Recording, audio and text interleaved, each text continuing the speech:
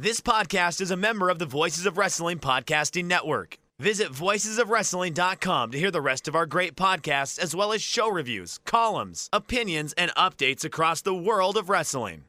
To the highway in a brand new day. Gotta let it go. So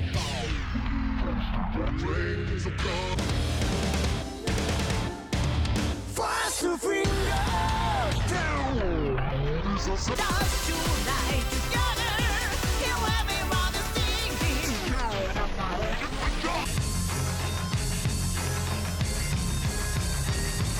你看到我就怕，头皮发麻，我的手。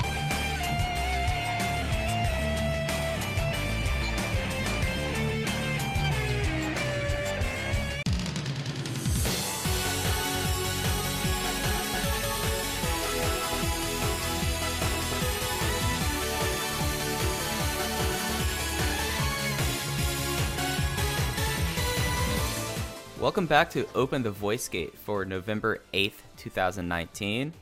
I am your old pal, Iron Mike Spears. I'm being joined by Case Lowe. Case, how's it going, dude?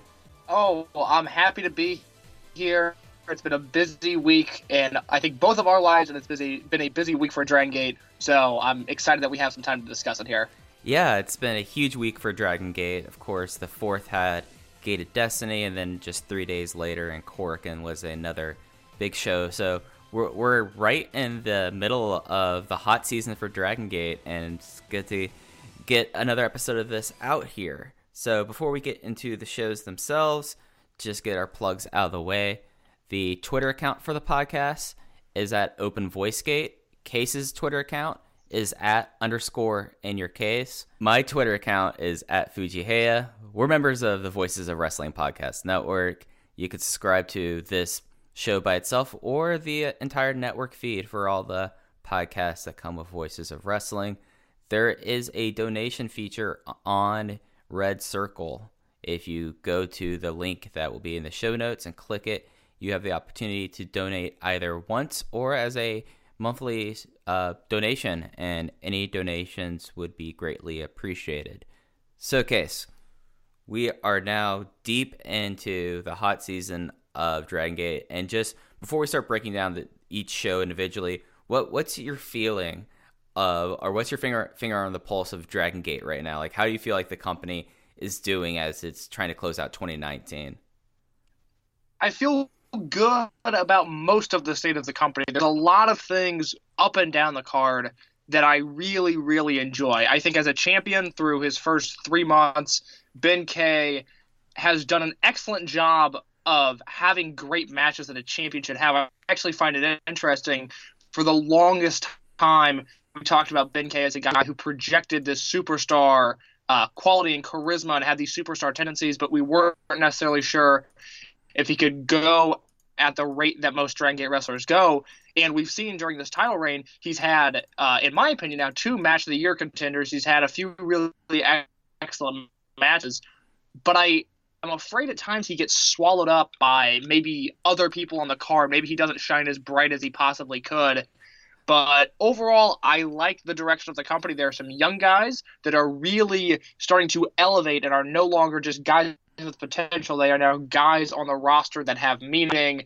But of course, there's also some things I don't like, and I think we'll discuss that. Mainly the role of Ultimo Dragon in the company is maybe not abysmal, but it certainly makes me nervous. It certainly could teeter in that direction if left unchecked. But, that's part of it. Yeah, it's an interesting time. I really kind of had a moment after watching Gate of Destiny that for the longest time, I know we've both talked about how we are at this era change, that really the era started to change when Strong Hearts left, but now you look up and down the company, and with the exception of Strong Machine F and Strong Machine G, whose ages we don't know, of course, every champion in this company is under the age of 30. And there's not very many promotions that can say that. And it's very exciting to see how this goes. But as you're saying, like, the Ultimo stuff has kind of pulled focus away from people. And in a lot of ways, it feels like that the promotion has very quickly been about what is the Ultimo Dragon storyline versus Ben K's Ace Push, Ben K now having defeated the 3 most successful Dreamgate champions that are currently in the company. Like, that's not being talked about because it's all about Ultimo Dragon. So we'll get more into that as we break down the shows by themselves. But I just wanted to kind of get a... Well, and real quick to that point, I do think a lot of that relates to the idea that Ben K's title defenses so far have been more geared towards like respect and sportsmanship and maybe a little bit of one-upsmanship, but he hasn't had a feud. He hasn't really been built up in this way to where he needs to have this big title match. We might see some of that with what comes at Final Gate, but I'm not entirely sure we will. Ben K is just in an odd position where I like the fact that they're kind of keeping him away from RED and that his first defenses weren't, Shimizu, Yoshida, Sakamoto, and that he's doing these unique things, but he is lacking a certain level of drive or intensity that I think is not a reflection of him, but a reflection of the booking. Yeah, like that's kind of what it boils down to, because we've seen the personal charisma that he has. I mean, his microphone skills are never going to be a big thing, but everything else about him is a complete package. But he doesn't have the blood feud that like Shingo Takagi and BB Hulk had. Like there is that aspect missing, and I totally see where you're coming from with that. Yeah, but at the same time, I would rather have what they're doing now than, like I said, just running through the big RED guys and just calling it a day, because that feels uninspired. At least they're doing something interesting. I just don't think it creates a huge emotional response as much as it does, a spreadsheet response, if that makes sense. No, totally. I see where you're coming from. And I think that also kind of plays a little bit into the fact of none of Ben-K's title defenses. I would say that there was always the chance that he was going to lose the title, but he wasn't going to lose to Mochizuki. Yamato could have been one, but it was pretty clear where Yamato is right now, that they weren't going to. And Yoshino was very clearly, he's the hometown guy, and he's the most successful Dreamgate champion, and Ben-K has to avenge his loss. So it feels like that there hasn't been high stakes either from a blood feud side or from is he going to lose the title with these first 3 defenses? Yeah, I think the Yamato match was the one that was the most up in the air, and then Mochizuki was kind of a slam dunk, and then Yoshino was, I don't know, 80-20 Ben-K, 70-30 Ben-K maybe, but the Yamato one, given the fact that it was against Yamato and where it was in his lineage, Ben-K's lineage rather, there was some doubt there as to whether or not he would retain, but he did, and since then he's rolled through now. As I pointed out in my review over at voicesofwrestling.com, he's beaten the 2 remaining 4-time Open the Dreamgate champions and the 1 remaining 3-time Open the Dreamgate champion to start his reign, which is not bad at all. Yeah, I mean, the last most successful champion would be probably Susumu with 2 title reigns, but those title reigns were really short ones. So, I mean, he's been clearing the deck, so to say. It's been interesting. Any other thoughts before we get into Gated Destiny? No, do you want to start at the opener, or do you want to discuss the main event real quick? Well, we're already talking about Ben-K, so we might as well start there. But before we get into... Yeah, let's dive into that. Yeah. Go ahead. Before we get into the main event, just the numbers and figures for this. This was from Edion Arena Osaka. This is the traditional Bodymaker 1. It was on the 4th, so that means it will remain up on the Dragon Gate network as a VOD until the 11th.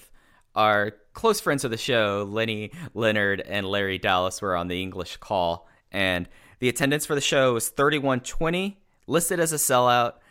It was down basically a handful, 30 from last year, so it was basically status quo show. Dragon Gate, of course, doesn't set up the Edion Arena Osaka as much as New Japan does, so that's why they build this as a sellout, but this would be close to 60 to 70% filled if this was New Japan. But the main event was they opened the Dreamgate match as Ben-K, as we said earlier, made his 3rd defense, defeating Masato Yoshino in his hometown in 21 minutes and 45 seconds with the spear. In case I think you are higher on this match than I am, so I'm just going to let you take the floor and take the lead with this.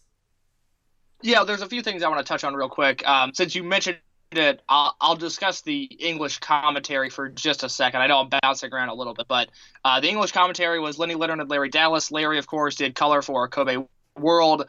Lenny was not available for that show, so Rich Bocchini did the play-by-play. They brought in Lenny this time. Lenny was their first pick. As many of you know, he announced Dragon Gate USA throughout their entirety.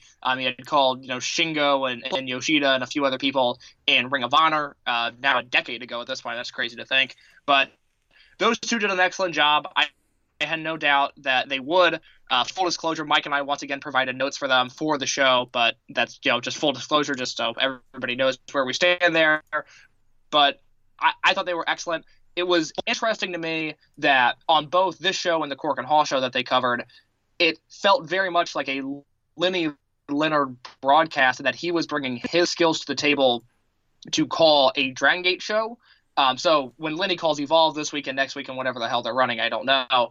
But it's going to sound very similar, and the vibe is going to be very similar to what was portrayed here. They call Dragon Gate like a shoot. They really take, obviously, their job seriously, but they take the in-ring action very seriously, and I really like that. I think the big difference is that Bocchini and Larry, when they were there for Kobe World, that was a broadcast designed specifically to cover that show and to have as much information about that card and that card only as possible. Now, Lenny and Larry, it seems like they're kind of settling into a semi-full-time gig. They will be at Final Gate as well, and then the Cork and Hall that is after Final Gate this year. So they're looked at as assets within the company. The Dragon Gate crew seems to like them. Larry Dallas is a lot of things, but he cares about Dragon Gate, and I, for that, respect him. And Lenny is a pro. I mean, I think Lenny's the best announcer in the game. He's someone that time and time again just doesn't really get the credit that I think he deserves, because he's a master at this, and he's been calling pro wrestling at a high level for 15 years now, and I think it's great that he had this opportunity. Those two killed it, and I think they killed it the most in this main event match, Ben-K and Masato Yoshino, which I love this, because I thought last year when they wrestled at Gate of Destiny 2018, there was it felt more like a Masato Yoshino Open the Dream Gate match, and for as great as Yoshino is, I think his biggest knock has always been sort of lazy or mindless, unneeded grappling at the start of his bigger matches, something that extends the match so they can say they had a 25, 26-minute match when really they only needed 18 or 19 minutes. That's kind of always been a theme with Dreamgate matches, and I think Shima, Yamato, and Yoshino have been the biggest offenders of that. Here, they just got right to it, and I really liked the pace that this was worked at. It was a quick match. It felt like everything they did had meaning from the start, and then they go on this prolonged finishing stretch. I mean, it felt like 6 or 7 minutes where everything they did was a big move that really registered with the crowd. Ben-K, as crazy as it sounds, now has this like Zack Sabre Jr. like kind of tendency where the match could end at any second, because he's won with submissions, he's won with a headbutt, now he's winning with a spear. He also has the Ben-K bomb that he beat Pac with. So there's a lot of different ways that he can finish people off, and when these finishing stretches start to happen, and Yoshino's hitting his big moves and Ben-K's countering them, I now have to pay attention to each and every move, because I never know if that counter or if that clothesline or if that headbutt is going to lead to the end of the match. So what they did to close this match out, I thought was just brilliant. And by the time things were all said and done, it was one of my favorite matches I've seen all year. I think the really interesting thing about Ben-K and the matches with Ben-K is that they structure this in a way, because he does have that Zack Sabre Jr. quality that he finishes matches, but it's different than Zack Sabre Jr. because it's not like, oh, Zack can find a hole and then get you into the submission he wants or leave you open for the PK. It's more of like, you have to contain Ben-K, because if you let Ben-K go on a stretch, he will find ways to completely destroy you and immobilize you. If it's either like headbutting Masaki Mochizuki so hard that Ben-K might have broke his nose or had some sort of bleeding coming down from his nostrils, to the fact that in this match, it really was that Yoshino tried to find ways to have his match, the Yoshino match, where you go Torbolino into the Sol Naciente, like just like the standard things, like his go-tos, but Ben-K kept on finding his ways out of it. Like the airplane spin out of the first Sol Naciente was one of the coolest and impressive things to see, because in a promotion... That was incredible. Yeah, in a promotion like this, where the Sol Naciente is kind of treated like the big submission finisher in a lot of ways, the fact that he was like, oh, okay, you don't have me down on the ground yet. I have the leverage. I'm just going to pick you up and treat you like a hammer throw. And it was remarkable. I was a little bit more down on it than you, but that was also because of I really felt the Yoshino Dreamgate match tendencies up until this final 8 minutes. I went 4.25 stars. I still think it was a great match. It just was one of those things that as you said, the epic Dreamgate match kind of is the Yoshino trademark. And even though there were spurts of Ben-K kind of interjecting himself, it felt a little samey until that first Sol Naciente. But as soon as the first Sol Naciente got locked in, that's when things really kicked off and went to about one of the highest gear single matches that they've had in a long time. I mean, I think the only match that was at a higher gear probably was the Pac KZ match at the farewell to Hakas Starlane. So I thought this was excellent. It shows that Ben-K is someone that they even though he's champion and he's now the ace of the new generation, they give him steps along the way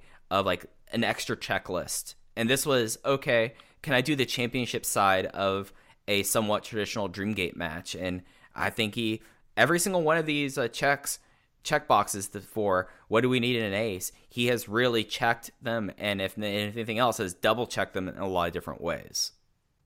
Yeah, for sure. He's, like I said, he's in a very interesting spot where, he ragdolls Yoshino out of a Sol Naciente, which is this protected finisher, and he beats Yoshino, he's beat Mochizuki, he's beat Yamato. He's got Naruki Doi now coming up in December. I'm assuming he beats Doi. I mean, I would be shocked unless the build drastically changes. I would be absolutely shocked if Ben-K beats Doi, or I'm sorry, if Doi beats Ben-K. But at some point, he has to show some sort of weakness, I would think, and I'm not really sure I know who is going to be the one to knock down Ben-K a peg, and I wonder if this is one of those reigns where we don't see the end coming until it happens, that someone catches Ben-K by surprise. I think that was part of the reason I was like 60-40 on the Yamato match was, well, Yamato could catch him in a Frankensteiner and pin him, and that could be it. And I just wonder, the longer this reign goes, who is going to be conceivably strong enough to beat him. I don't think they're making him look too strong, but it's something to think about, that somebody eventually has to get on his level.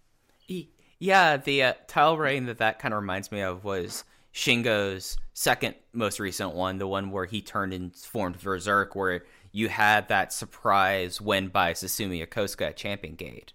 So, like, that's the one that I almost look at as if someone's going to come out of nowhere. I mean, Shingo Takagi put down everyone of the first generation, then just completely just ran through everyone up until the Susumu match, and when that happened, it was out of nowhere. So I totally see your logic there. I think I'm a little bit more weighted towards Doi in this upcoming match at Final Gate than you are, just because Doi has not won a title match now going back 7 Dream Keys. So this has been a long time, and it seems like that if there's a window for one big Doi title reign before he kind of takes that step back when he turns 40, I mean, it's kind of now. So, like, that's my only point of, trepidation of just automatically saying that Ben-K is going to walk into 2020 the Dreamgate champion. Yeah, it's certainly something that I'm going to be paying close attention to the build, and I hope that the other happenings on the card don't necessarily take away from it, because as crazy as it is to think, the last time Doi held the Dreamgate Championship was a decade ago. He lost the belt on March of 2010. So we're looking at an entirely different company. I mean, Doi defended the belt against Taku Iwasa and Koji Kanemoto and Magnitude Kishiwada. So the last time Doi was champion, we were with a completely different product, a completely different roster. And although Doi has been a pushed commodity for basically the entire time he's been an active roster member this decade, he hasn't had those high-profile level matches against now 2 generations of guys, because you have your Millennials and Shimizu and those sort of guys, but you also now have your Yoshiokas and your Ben-Ks and the rest of the Mochizuki dojo. So I'm very intrigued by it. You have kind of talked me into giving Doi a fairer shake. I just need to see more of the build to figure out what happens. Yeah, and that was like one of the few things from Korakuen that I felt like did a pretty good job of doing a build, was in that speed muscle versus Ben-K and Shun Skywalker match because the fact of that Doi is the next challenger, so you already started to have the face-offs a month out. So it's going to be interesting to watch and see how this build to the final big event of the year will be. Before we start moving down the card, do you have any other last thoughts about this main event? No, I thought it was great. I think everybody should go watch it. Yeah, it was.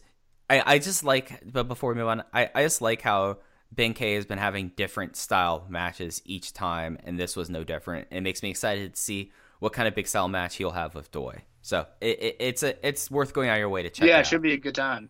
Yeah. So the semi-main event for Gated Destiny was the Open the Twin Gate Championship match, as the Big E team of Eita and Big R Shimizu were successful in their third defense against the, I'm just going to call them the Torimon generation because they're kind of a unit, but they're not. But it's a Torimon generation team of Ryo Saito and Yasushi Kanda, and they got the win in 12 minutes and 29 seconds with Eita hitting a low blow on Sairyo and then locking in the inside cradle. I liked this, but it was not to the levels of the previous Big E defenses in my mind. What were your thoughts? No, I would be in the same boat as you. I do think that Yasushi Kanda had a very, very good week because this match and then the Korakuen Hall main event were, I think, the best two performances we're going to get out of him. I really liked him here, and I really liked him in the Korakuen match. It's weird that he's such a better babyface than he is a heel. As a heel, he's just dreadful. And here, I mean, I don't ever want Kanda to hold a title. I mean, I'm not even interested in him in a triangle gate position, but he's very fine in this role. He's far less annoying here. And Saito's someone that I like in these doses. I don't think we're ever going to get premium bridge dream gate level Saito again, but here he's fine. And, you know, it makes sense that, you know, he was in this match and then he can go back and do his comedy. But I said in the preview that we did on voicesofwrestling.com, you know, it was a very high ceiling, low floor type of match. And then it just so happens that they somehow kind of found the middle ground, which I didn't think they were going to be able to do. I kind of expected like 4.25 stars or 1.25 stars, but it was actually just a very pleasantly average match, which I mean as a compliment more than anything. Yeah, like this was a match that was going to be a coin flip if it was going to be a disaster or great. I somehow came in landing on the side. I had 3.75 on this, which probably is my highest Yasushi Kanda match since, like, he had a pretty okay Triangle Gate match with the RED team. But yeah, Kanda, if anyone's like missed their first week in November right now, it might be Yasushi Kanda, because you wouldn't think that the original true Dragon System heel would be so much better as a face than a heel when he's in his 40s, but that was the case. And this was just kind of a fun freewheeling RED match. Like, yeah, RED interfered some, but they were able to get the crowd on it, and then they were able to have enough good spurts for the Torimon generation team. And, you know, 13-minute title matches, I'm okay with that, especially considering who you have in this match. Like, Ryo Saito is great at getting sympathy. That's probably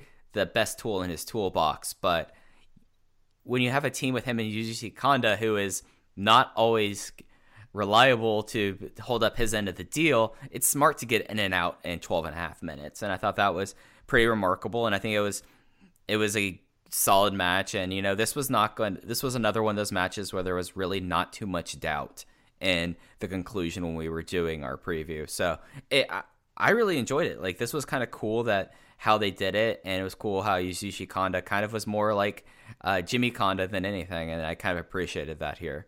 Yeah, that was great to see. I will say I'm very impressed with how confident Eita looks right now, and we've been burned by that in the past. I would love to come on here and say, man, you know, Eita, after he finishes up this reign, he should challenge for the Dream Gate. You know, he and Ben-K should go toe-to-toe. Unfortunately, Eita is Eita, and I just don't believe in that idea anymore, and I don't subscribe to that ideology. But this Twin Gate reign, he looks very at home. I think he's now proven, and this is not an insult, and some people, you know, I think would say this or take this as an insult, but coming from me, I really don't mean it as one. He is best suited for a tag team. That is his ceiling, and in Dragon Gate, I think that's okay, to where he's someone that I don't think is ever going to be at a Dream Gate level, we've seen him time after time have Brave Gate matches, some good, some great, some awful, but where he constantly delivers is in the tag team scene. And I hope that both he and Dragon Gate realize that, because this Big E team was a lot of fun to watch.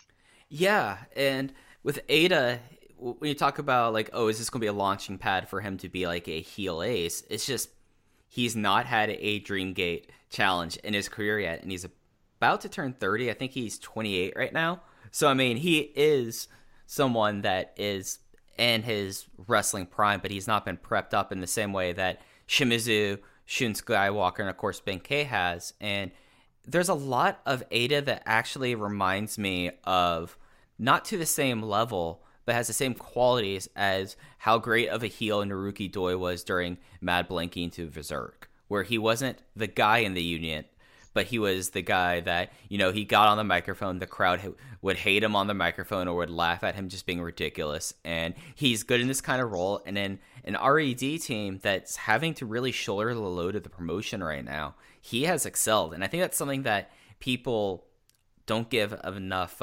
respect for, enough credit for Ada, is that he's kind of, yes, Ben-K is the champion, he's being positioned as the ace, but Ada is the one who's having to do almost all the heavy lifting as of the last 6 months. And I think that that's something that should be reminded people of, and something that should be recognized, is that Ada has been the linchpin of this promotion for this year. And if you were to ask me this last year at this time, I would have just blown you off and said, like, yeah, okay, they just brought in Kazuma Sakamoto. How am I ever going to believe in this unit and this leader? But Ada's done a great job of it. And even after Pac has left, he's done a great job of it. Yeah, that was a big fear that we had, was once Pac leaves, what is the unit going to look like? Is it going to crumble without this stable leader? But instead, Ita's done a really good job. I'm really happy to see that. I will say that RED, even with Hyo joining now, and Hyo's role is, they're still kind of a weak heel unit. Hopefully the Red Demons, who, just so everyone knows, we have no idea who it is. People have asked us if we've known who it is. No clue. Don't expect T-Hawk and Lindemann. That would be a huge shock for everyone if that is the case. Just getting that out there before. Well, if T-Hawk and Lindemann, if T-Hawk and Lindemann are the Demons, we'll do breaking news audio on it. I mean, it would be that big of a story. Yeah. So I wouldn't count on that. Right. Yeah. No, that would be probably the second or the third biggest piece of news in the last 3 years of Dragon Gate if T-Hawk and Lindemann were the Red Demons. So, yeah, for sure. So yeah, just but getting back to that point is, this RED unit is not necessarily top heavy now, because Ada is not that character.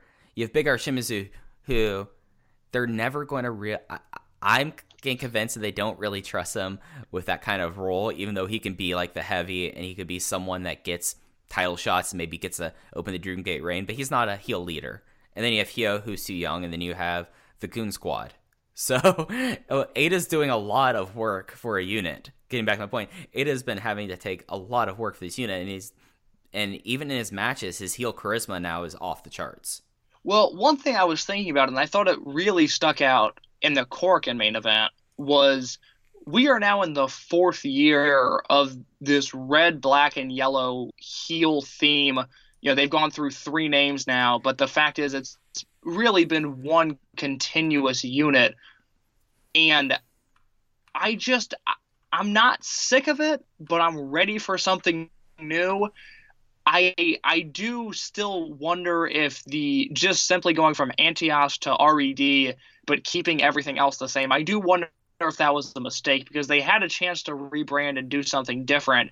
But I mean, there's now an entire generation of fans that just know the heel unit as this red, black, and yellow combination, which it's not to say that a Real Hazard or a Blood Warriors or a Matt Blanky were that drastically different, but there was something different about them. And we've now just seen this very confusing and almost sloppy lineage of one themed heel unit this entire time. And so now the brawling that was done either last month of the Twin Gate match or at Korakuen Hall this month in the Ultimo match, I feel like it gets a little lost in the shuffle because we've seen so much of it. And this has now just become the de facto heel vibe in Dragon Gate, which is fine. They do a good job, but I'm starting to itch for a change. And I feel that way about a few units, which we'll get more into as we go kind of down the card here. But Eita is doing a good job, but I do wonder if a fresh coat of paint and a little bit of a rebrand would do all of them better. And this was kind of similar to how where the heel lineage was before Blood Warriors in a lot of ways, because you had Deep Drunkers and you had Real Hazard who weren't knocking them dead. So maybe this is something that the new coat of paint and changes things could be a big sign of maybe the Red Demons do bring that kind of force of change that they need. So it'll be interesting because I definitely think that with how things are lining up that we might be getting a shakeup. I feel like we say that every 3 months though, because it's just been the unit scene has been somewhat stale that it just seems like they have to do it sooner rather than later, and they're starting to do more of that as we go down the card. Do you have any other thoughts about the Twin Gate before we move on to the Triangle Gate? I do not. Let's talk about the Triangle Gate. Okay. The Triangle Gate match was the Strong Machine Army, J, F, and G alongside Shogun, KY Wakamatsu going against the Maximum team of Naruki Doi, Dragon Kid, and Jason Lee. The reason that I give a very flat sigh is because Strong Machine Army made their third straight defense with the Maja Fuja Gadame Devil Windmill Suplex in 12 minutes and 8 seconds as Jay pinned Jason Lee. Probably one of my least favorite title matches among any division in Dragon Gate over the last few years. I just couldn't care. This is a team that they still feel like there's juice there when there's not. Jay only shows up for title matches. F and G go do whatever they do.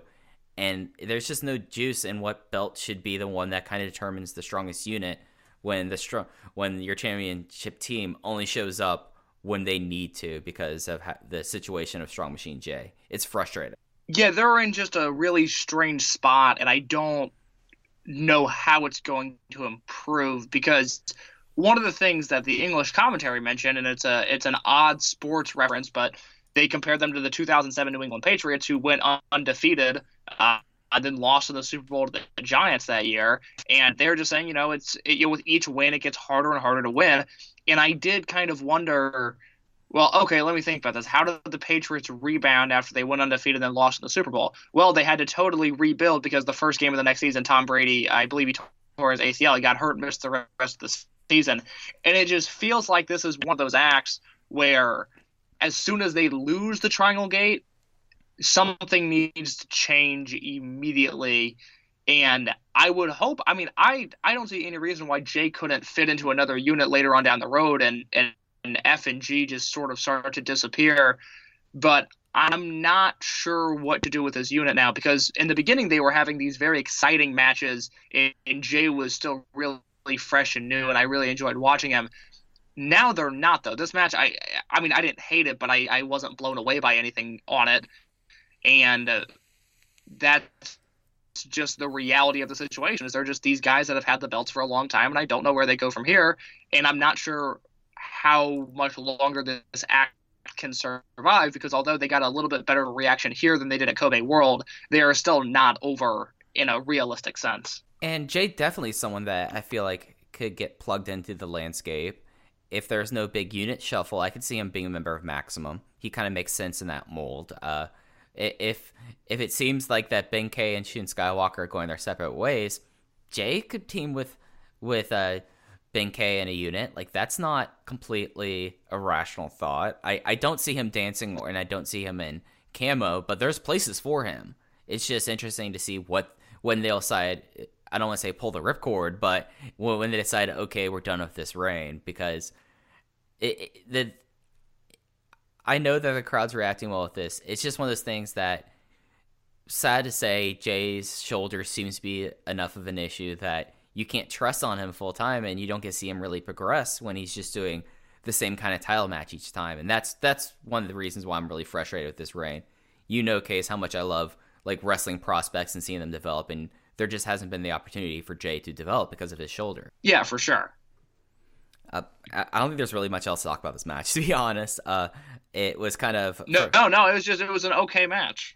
But the last title match, or rather the first one on the card, that is definitely worth getting into is the Open the Brave Gate Championship match, where Susumu Yokosuka failed in his 5th defense, and Kaito Ishida became the 38th Open the Brave Gate champion in 17 minutes and 47 seconds.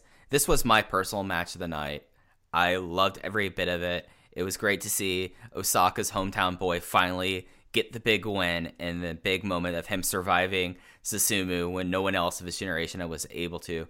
I love this match so much. I think that this was the exact kind of match that Susumu was building his reign towards. And I think it's a big thing, and I've said this on Twitter.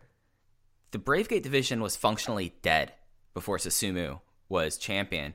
But over the period of this year, he basically took it on his shoulders and has left this division, which could be a focus for so many of the younger wrestlers, in such a better place. And they found the perfect guy in Kaito Ishida to be the champion leading into this era. So I love this match. Case, what were your thoughts about it? Yeah, I actually think I was down a little bit from the consensus because I saw some match of the year talk for this match, which I loved it, but not to the extent of that. I actually thought the main event was a little better. But no, you nailed it. I mean, everything about this match worked, and it was a really good summarization of what has worked this entire calendar year in the company, because it seems like from the rookie rankings tournament on, our favorite wrestlers have been Skywalker and Ishida and Yuchi until he got hurt. But it's been, I think a lot of those paths have crossed through Susumu, who has taken, like you said, a very dead division, and something that I didn't even realize was as dire as it was until you mentioned it. And I went back and looked at the Bravegate lineage, and I was like, Jesus Christ, it's been a while since I've really enjoyed a Bravegate match, or at least a Bravegate run. And Susumu is, he's the man. I compared him in my review, not to make another sports comparison, but I compared him to Tim Duncan because there was no, I wanted to say, Reggie Miller or someone like that, but let's face it, Tim Duncan won 5 championships. Susumu Yokozuka is a 2-time Dreamgate champion, has held every title in the company. I mean, he knows what he's doing. He's a top of the mountain kind of guy. And, Duncan was the same way. But anyways, the point is, Susumu was just ridiculous in this match. I thought the ferocity that he... And Kaito Ishida is someone who, for a long time, I was very afraid was going to get lost in the shuffle, because right when he started to find his footing as a youngster, he got hurt. And because he got hurt, Takahiro Yamamura got a huge shot to shine, and Yamamura became the big guy that everybody was talking about. Yamamura's career, unfortunately, has been plagued by very serious injuries, and now he might not wrestle again. But Kaito Ishida seems here to stay, and I really am excited to see what comes next. I have a hunch that I know what his first offense is going to be, and if it is that match, I'm going to be incredibly excited. Okay, who do you think he's going to defend against? Given the results of this show and the Korakuen Hall show, I'm starting to think that Dragon Dia is going to be his first offense, which if Dragon Dia, and we'll talk about it, but if he wrestles like he did at Korakuen Hall, that is going to be a special match. Yeah, no, Dragon Dia. If Yasushi Kanda was the surprise MVP of this week, Dragon Dia might be the most improved wrestler this week. So we'll get into that. But yeah, Susumu Yokosuka had an incredible feud. I think the Tim Duncan of pro wrestling is the perfect appellation for him. And the thing about this match that I think that a lot of people don't give credit for Dragon Gate for, and they certainly don't give to younger wrestlers, is Susumu Yokosuka spent the match dismantling Kaito Ishida's leg, and Ishida sold it for 20 minutes.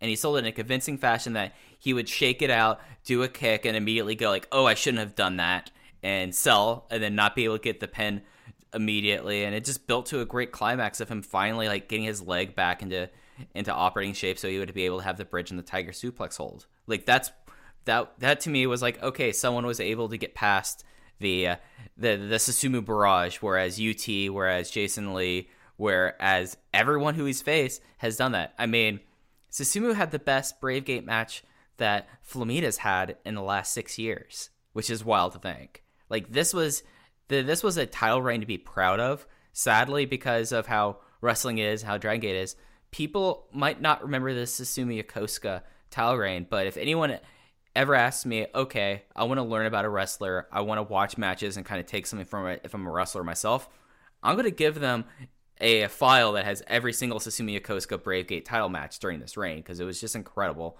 and I don't think there's enough words I can use to put it over. So I love this match. I went 4.5. I don't think it was match of the year level contender. I think that the UT match was better in this reign, but it still was an incredible match and my personal match of the night. Yeah, I agree.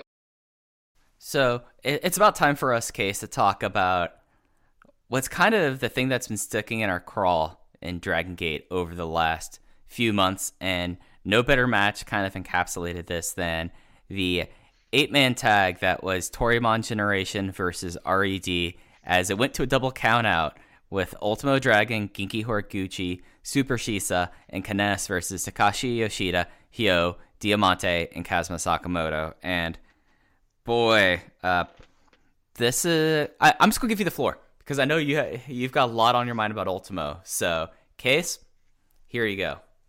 Well, I think a lot of my anger I let loose in my review, which, like I said, is at voicesofwrestling.com.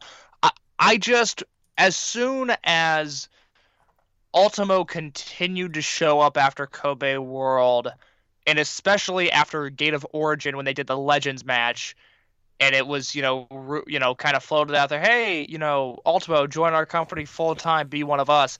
I got very nervous at that prospect because there are a few different factors going into that. One, Ultimo Dragon, he put Toryumon in a very bad position in 2003 and 2004, which is why this split happened in the first place. Booking, financially, didn't seem like a great locker room influence at the time. Ultimo was just not good for that company, which is why they split. And now, of course, the Kobe match was brilliant. I mean, I've got a lot of different thoughts on this. Hopefully I can articulate at least one of them well enough. The fact is, Ultimo Dragon at Kobe Hall was brilliant, and it was a perfect match, and it was exactly what the run should have been. But I wanted that Greatest Hits album way more than I wanted this reunion tour, and I don't like the fact that, whether it's his fault or not, because the fact is, even at his old age and the fact that he can't hang with most Dragon wrestlers, he's in All Japan's junior division than he is in the Dragon Gate roster, the fact is he still gives off this superstar aura that is hard to match. No one comes across like a star quite like Ultimo Dragon. I saw him in LaSalle, Illinois 2 years ago at an AAW show, and he came across like the biggest deal in the world. It was awesome to see. I'm so glad I got to see him in person. But he does not necessarily belong on this roster, and he pulls focus from the rest of the main eventers, which really bothers me. And on top of that, we're now seeing his booking influence come into play, and it's not surfer character or becoming a kleptomaniac or some of the charming fun things that made Toryumon what it was. We're getting the things that I really don't like about Toryumon when I watch old footage back. We're getting a ton of non-finishes, and and this was as of Gate of Destiny, but in his 23 matches since returning to the company, 8 of them had ended in a no contest or a count out. With the 24th match at Korakuen Hall, it was a fuck finish, whatever. It was technically a finish, but it was still frustrating to watch. On top of that, it's very clear that the battle royals that have been added back onto the card are a direct influence of Ultimo, because for years and years and years, unless it was the Shima title reign, there were no battle royals making TV. All of a sudden, Ultimo comes back, and you've got battle royals making seemingly every taping. And look, there are some battle royals that are better than others, but it's still a little frustrating to watch.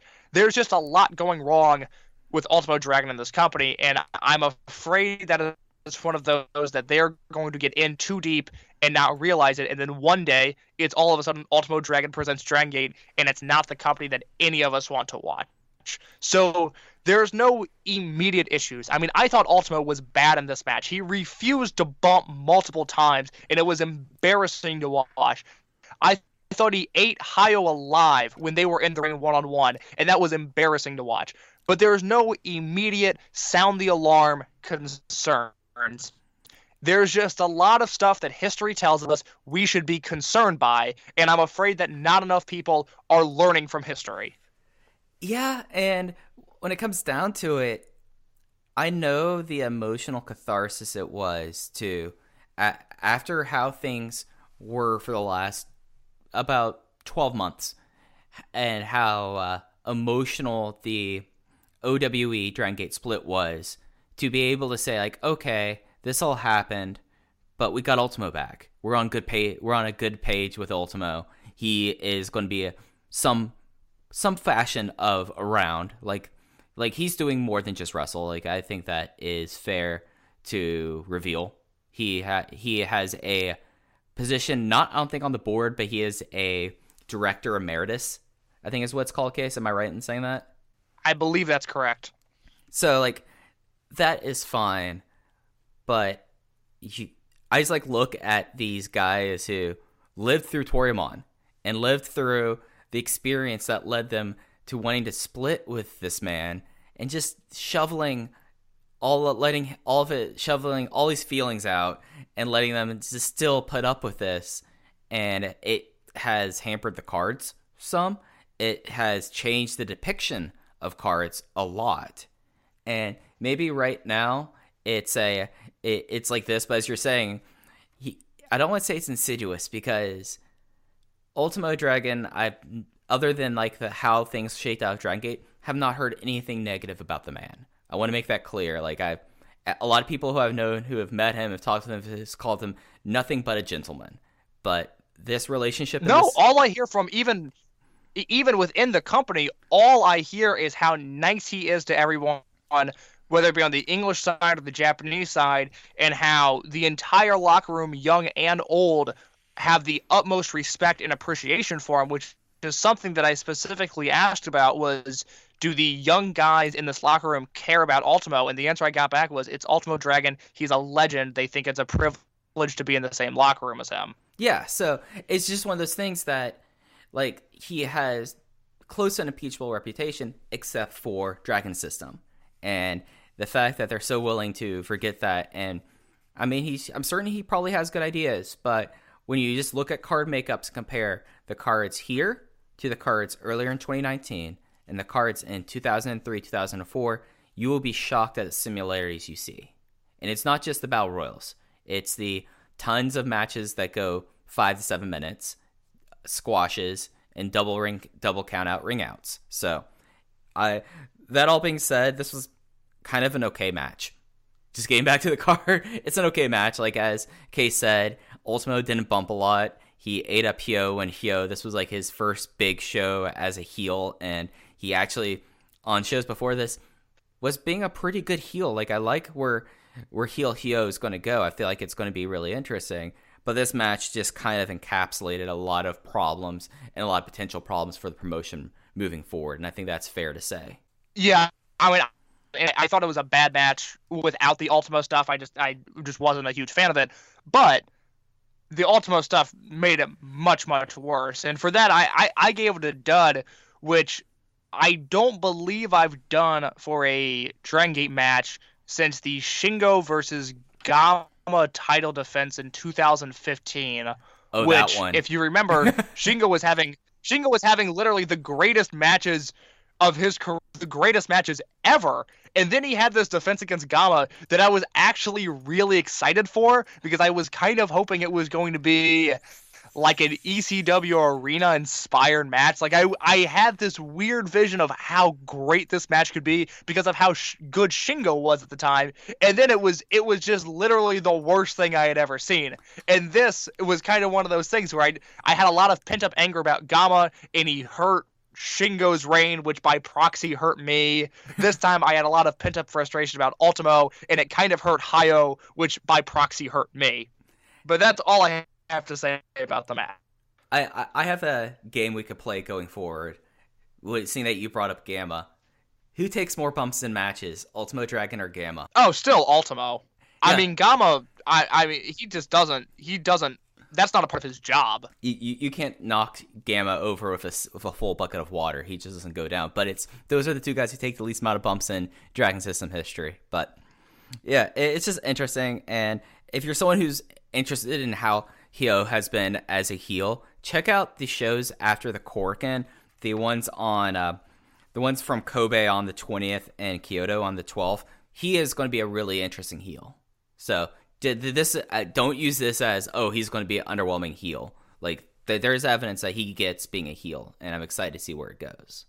Yeah, for sure. No, I think this is his calling. In a match that somehow turned out to be kind of my calling because of how much I loved it, the special tag match that ended up having. So listen, we knew who the 4 people were. It was Yamato, KZ, Shun Skywalker, and Masaki Mochizuki. After they made the entrances, they pulled envelopes that said if you're in the red corner or in the blue corner. And it ended up that we had a Tri Vanguard reunion / Dia Hearts reunion. No, Yamato was in Dia Hearts. Just a Tribe Vanguard reunion versus the Mochizuki Dojo reunion as Yamato and KZ faced off against Shun Skywalker and Masaki Mochizuki. KZ got the pin on Shun Skywalker in 13 minutes and 28 seconds with the impact, something he doesn't usually get a win with that often. And this was just a really freewheeling match and maybe gives us a little bit of a possible feud that could happen between Tribe Vanguard and Mochizuki Dojo as Yamato and Masaki Mochizuki weren't having it. KZ wanted to be treated like a leader. If there's going to be some unit warfare, this could have been the start of it, and I thought this match was a great time. Case, what were your thoughts about it? Well, that's funny, because I came away from this going, I now want a Natural Vibes Tribe Vanguard feud that ends with one of the units, that being Tribe Vanguard, ending. Like, I was really into that idea, and the English commentary seemed to tease it a little bit. Now, whether that was just the fact that Yamato and KZ weren't getting along as partners, if they know something more, I don't know.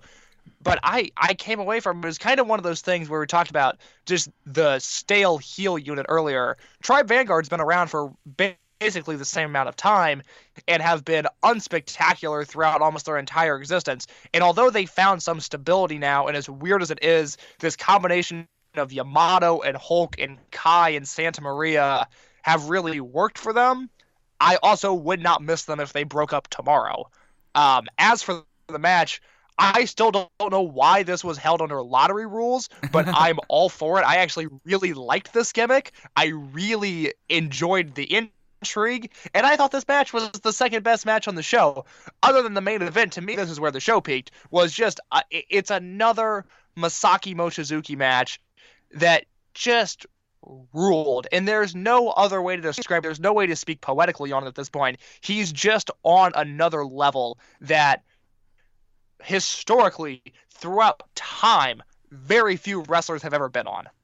And it's not just in Dragon Gate. He's been doing this across Japan. I know there's interest by wrestlers wanting to bring him in to their promotion in the West. Like, people have to face the facts that one of the top 5 wrestlers in the world right now is about to turn 50 and wrestles like he's 24 and has been wrestling now for longer than your life, Case, and most of my life. So it's... Oh my god, completely. It's insane. And it's just the little things that Mochizuki did during this match that kind of put it over the edge. There was a moment where Shun did his rope walk, moonsault to the outside, and Masaki Mochizuki teased the planche before going like, I don't want to. And then the look on Yamato's face when Mochizuki broke up a pin by kicking him in the back was one of the funniest things, because you could tell that maybe Mochizuki put a little bit more mustard on that kick and Yamato was actually going like, oh, you motherfucker. But that definitely, you didn't need subtitles and you didn't need to get inside of Yamato's mind to know that he was thinking, okay, this old fucker just kicked me square in the back. But this match just ruled. I loved it so much. And it's great to see the chemistry that still exists between KZ and Yamato when they were on the same page. And then also, of course, there's going to be chemistry between Shun Skywalker and Masaki Mochizuki. They only have stopped teaming 8 months ago. Not even 8 months ago, 6 months ago. So this was a blast. I loved it. Yeah, real quick. We've talked at length, and I've tweeted about it numerous times, about how I think Masaki Mochizuki is one of the 10 greatest wrestlers to ever live. And if you disagree, that's fine. I mean, I'm fine, and in a realistic sense, that's not the end of the world. But if you're interested in having that discussion, and even if you don't think Mochizuki is that good, that's one thing. That certain people have seen certain Mochizuki matches this year, and wrestlers, both in Japan and in the West, are starting to get on board with this idea that if you don't at least consider him for discussions like that, if you're someone that laughs off that notion, then you are the one that's lost. And I'm glad that people have picked the pace on that, quite frankly. Yeah, if you're not aboard the Mochi train, then the train's already left the station. Like, it's undeniable at this point. He goes across, like, wrestling taste. He is someone that is doing something so unique. And even if you just want to take this year as an example, he's been doing great work across Dragon Gate. He showed up in All Japan. He was in the N1 tournament. Like, he's just been excellent everywhere. And I'm glad that people are waking up to the fact that we are watching someone uniquely special in Masaki Mochizuki. Absolutely.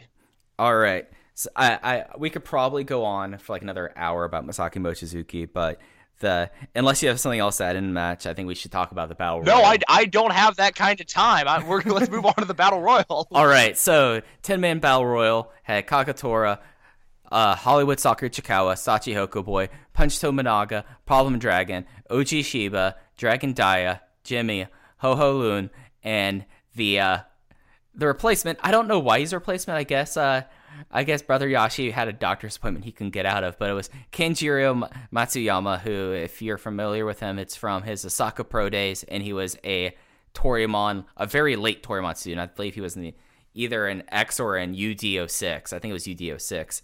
But it ended up with the surprise of Dragon Dia getting the final fall in this match, winning the Battle Royal, 7 minutes, 37 seconds with the modified Hurricane Rana on Kagetora. And I'll take my L here, Case. I know you've been waiting for me to do this for a long time, but Dragon Dia looked great. This week was Dragon Dia's best week ever, and this was just the start of it. I thought he was exceptional in this, and it's nice to see that even though he's been sick and had some injuries, that it hasn't just prohibited his development, and he's still growing as he's entering his second year as a wrestler. Do you want to talk about the Cork and Hall match with this as well? Because I don't think either of us have anything to say on the Battle Royal. Yeah, let's do it. The Cork and Hall match that happened on the 7th was probably the official second anniversary match. They didn't really name it, but it was Dragon Kid and Dragon Dia versus Yamato and Kagetora.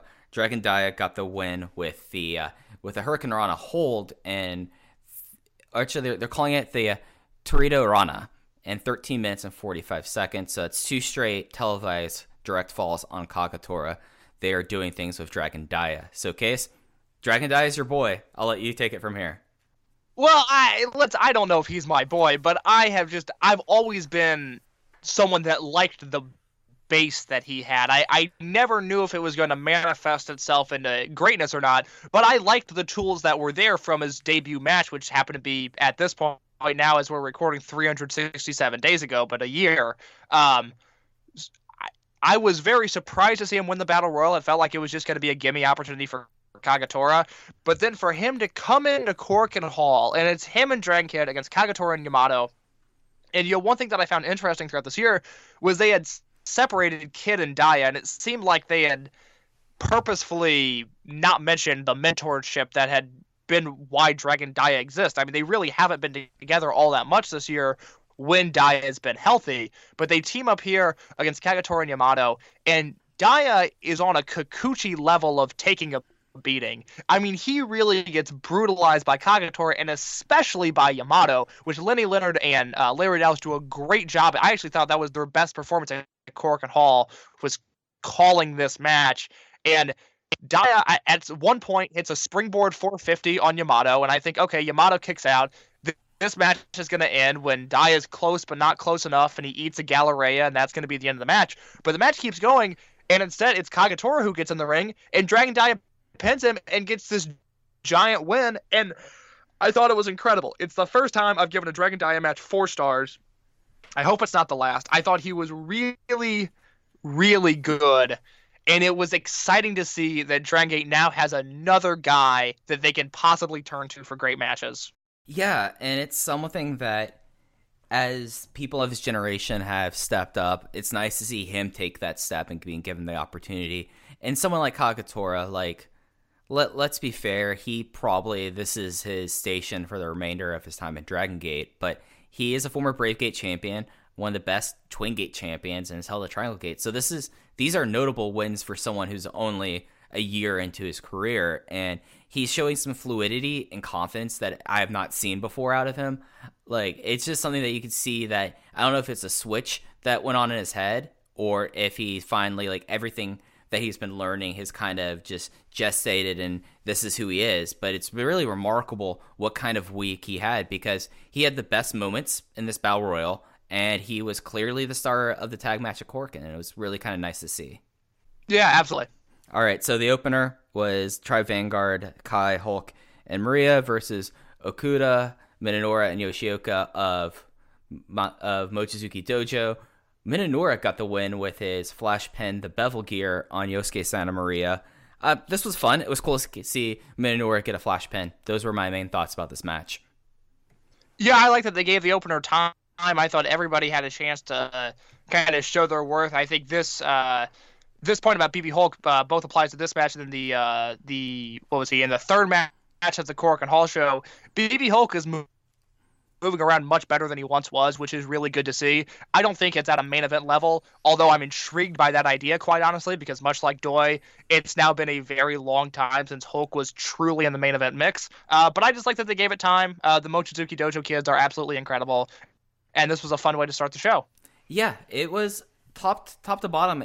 As soon as you get like the bad taste of the Ultimo tag out, this was another strong like pay-per-view for Dragon Gate. I mean, really, all their big shows this year, with the exception of maybe Sendai, if you consider Sendai a big show, but I don't, have been unmitigated successes. And the only thing that kind of stinks was that it didn't really convert to the box office with the slight slip in having Yoshino in the main event. But I loved Gate of Destiny. I thought it was a great time, and it was kind of the beginning of this new era that we're now seeing in Dragon Gate, where the new generation, because we don't really have a name for this new generation. I guess Mochizuki Dojo generation might be the best way to call it, just because a lot of them were lumped up in this. But this era now has fully started now that every championship is held by someone under the age of 30. So people that weren't alive when Masaki Mochizuki started wrestling, and some of them weren't alive when Toryumon started. So it's kind of wild. And it was a great show. Do you have any other thoughts on Gate of Destiny before we quickly go down this Korakuen? Now let's talk about Cork and Hall.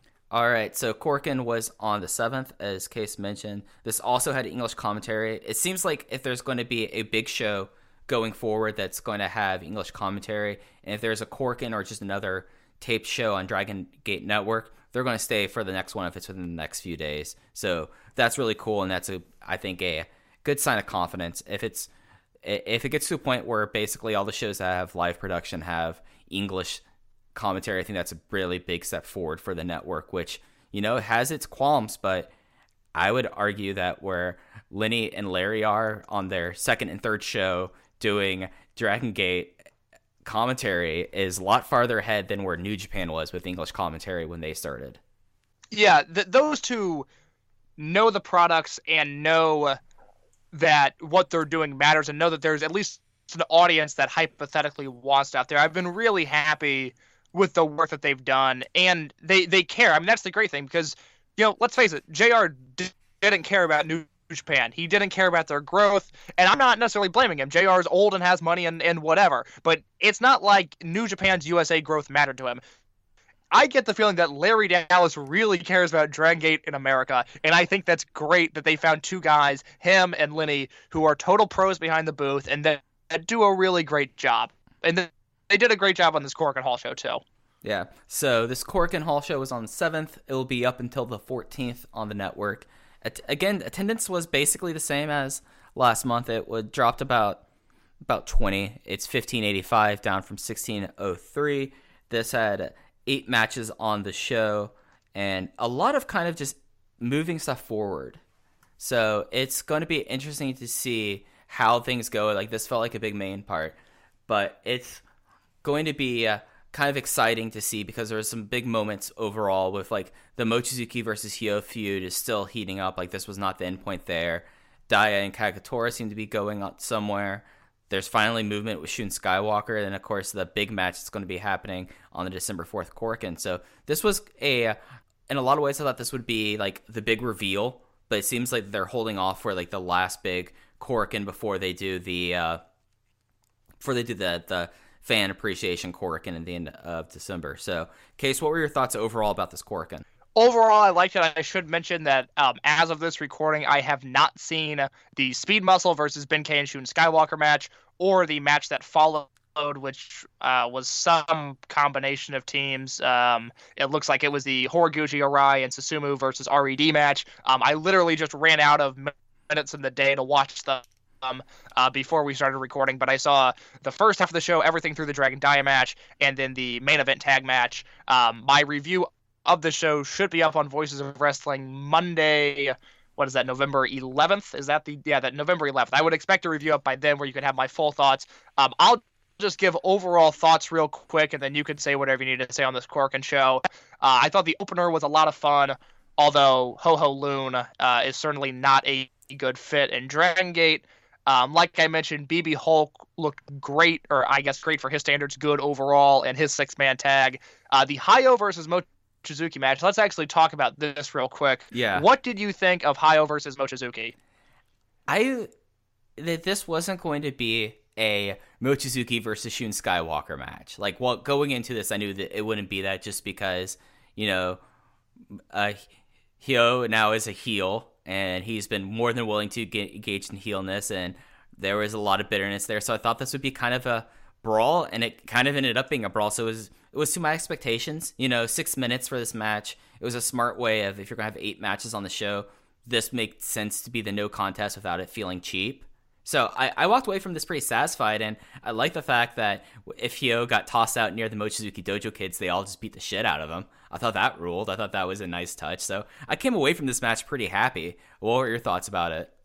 Yeah, I really liked it. There was a moment in this match in which Mochizuki got tossed one of the MMA gloves that Okuda wears, and he put that glove on and then proceeded to punch Hayo in the face repeatedly, and the referee stepped in, and I was so afraid that the referee was going to call for a DQ there, and that would have bummed me out. But instead, he let it keep going. That's when the former Watanabe brought in a chair. He started beating Mochizuki up with the chair until Mochizuki punched through the chair, which was another crazy spot. Then they attacked the referee there and called for the bell. So it was awesome. It was 6 minutes of like an extended angle that I really enjoyed because they let it go just long enough. Now I'm ready for a rematch, and as Mochizuki pointed out in this promo, he's got an entire dojo of kids that are also ready to kick his ass, or Hayo's ass rather. So I'm glad we're on the same page. So I thought that was a ton of fun. Yeah, and maybe this could be something that we don't know what's going to be booked for this December Korakuen or for stuff further down the card at Final Gate.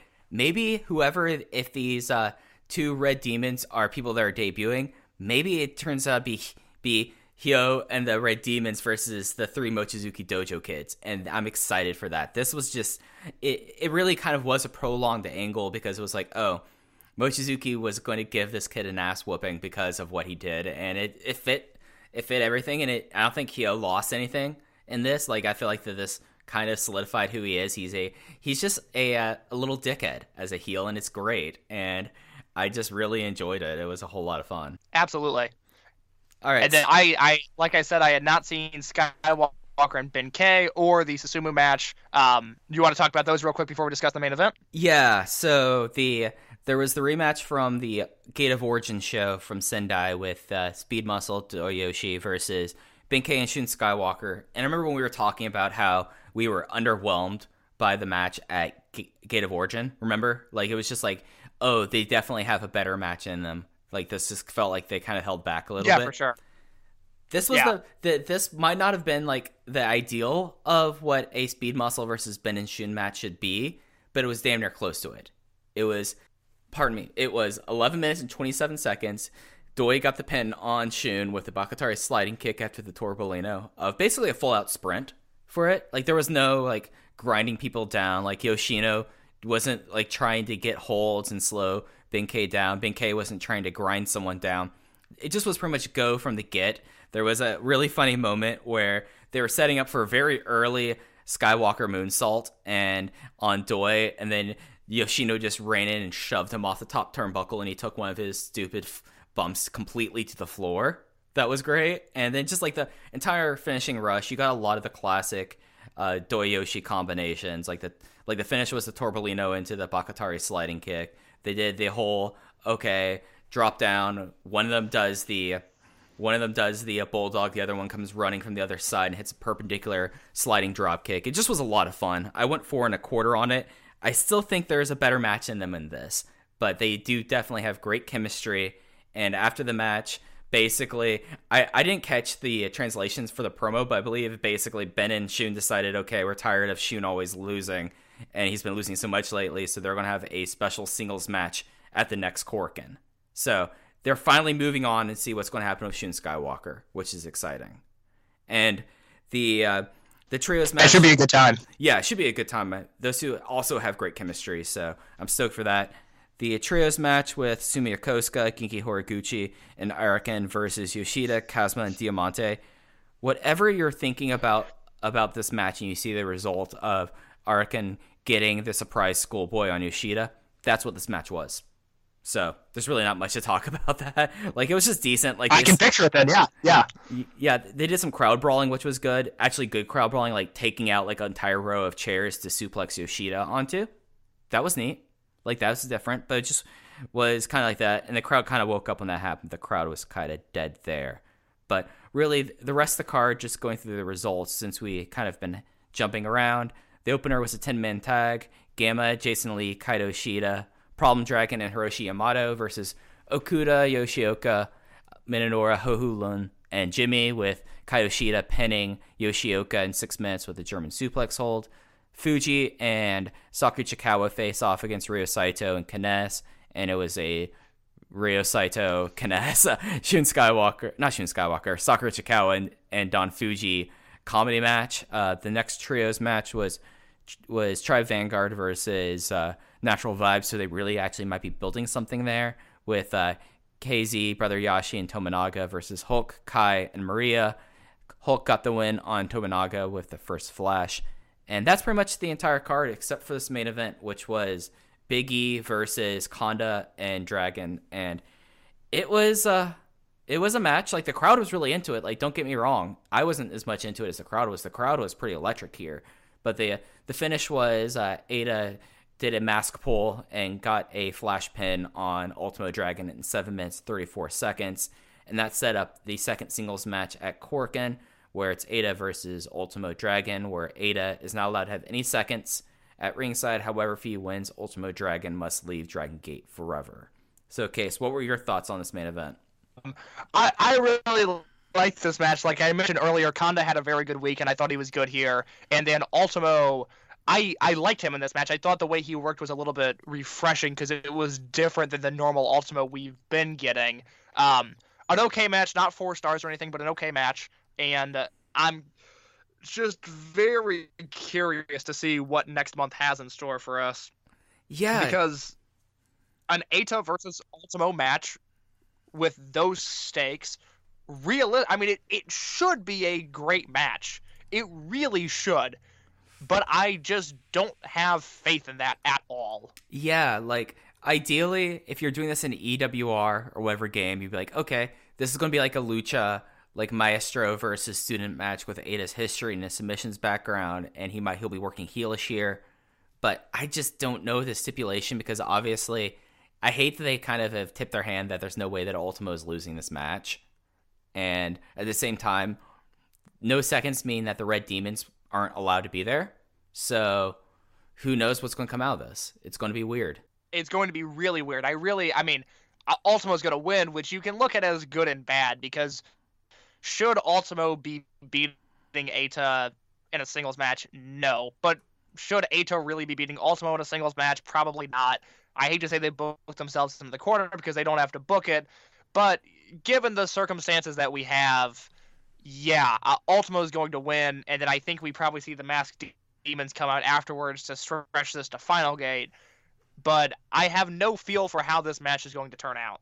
Yeah, it seems like whatever tricks they've been using are out the window in this match. And yeah, this was it was a long match. It wasn't a great match, but it was a fun match. And that was something that I didn't think I'd be saying when this match was being made. It just was a very, it was kind of surprising. Ultimo did a tope suicida, Tony Schiavone's favorite move, which was kind of funny.